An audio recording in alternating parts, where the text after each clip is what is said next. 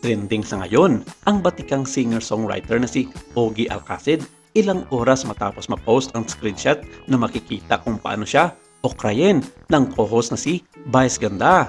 Kanya-kanyang reaksyon ang mga netizens sa ginagawa ni Meme kay Ogie Alcacid na tila hindi na ito nirespeto na ikumpara pa noong nasa GMA7 ng husband ni Asia Songbird, Regine Velasquez na nirerespeto ito.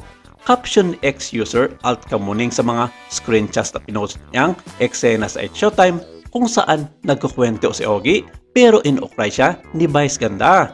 Sabi kasi nito sa kanyang post, "Walang ebe ha, I feel sad for Ogie. I still remember he was one of GMA's OPM frontrunners.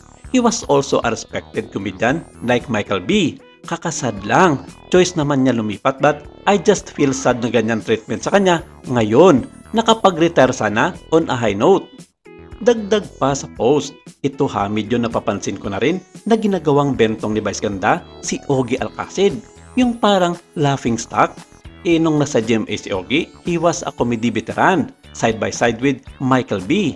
They were kings. Sila ang nagpaumpisa ng mga comedy, gag show, hints, tropang trompon, ABC TV5, tapos bubble gang sa GMA7 na tinitingala sa larangan ng pagpapatawa. Lahad pa, pero sa Showtime, ganun-ganun na lang pagtripan at lait-laitin si Ogie.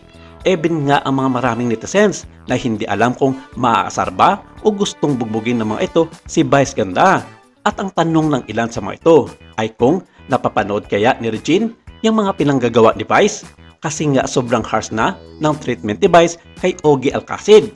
Sobrang galing ng OPM composer, singer at comedian tapos parang naging pepoy, bentong, lumihiya ang treatment. At dahil hati naman ang reaksyon ng mga netizens sa post na ito, ng iba ay bakang araw si Ogie pa mismo ang nagsabing laitin siya.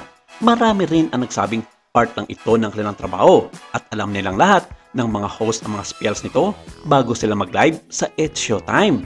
At sa makatuwid, may script na rin ito na nakahalo kung ano nga ba talaga ang magiging topic nila pagdating sa harap na ng kamera.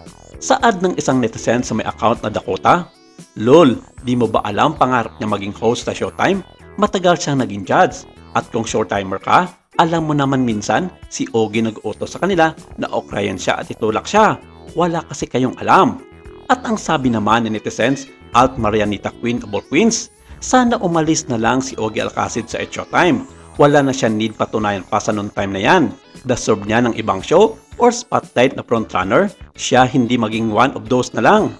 Pero nitong araw din, June 10, 2024, ay naglabas na ng kanyang payag ang Asia Songbird na si Regine Velasquez tungkol nga sa isyong ito. Base na rin sa naging ulat ni Sylvia Aces sa kanyang naging artikulo sa Abante Tonight, hiningan nila ang panig ng may bahay ni Ogie at klaro na sinabi nitong alam niya ang mga nangyayari sa pamilya ng Showtime at bahagi ito ng kanilang estratehiya para dumami ang mga tagasunod at manunood ng programa ng kanyang asawang si Ogie Alcacid sa Showtime at para daw sa kalaman ng mga nakararami. VIP nga kung ito rin si Ogie sa backstage lalong-lalo na ni Vice dahil sa halos lahat ng mga host ng Showtime ang kanyang asawa lamang ang mayroong pinakamalaking room sa lahat-lahat. Bukod pa dito, itinalaga din daw ni Vice si Ogie bilang isa sa mga head judges ng isa sa kanilang mga segment sa naturang show. Dagdag pa ng Asia Songbird, tigilan na raw ng mga netizens ang mga maling interpretasyon ng mga ito sa pagitan ng kanyang asawang si Ogie Alcacid at ng kanyang bestie na si Vice Ganda. At take note daw na wala naman daw ganyanan para sirain lamang ang samahan ng mga host sa Showtime. Maraming salamat.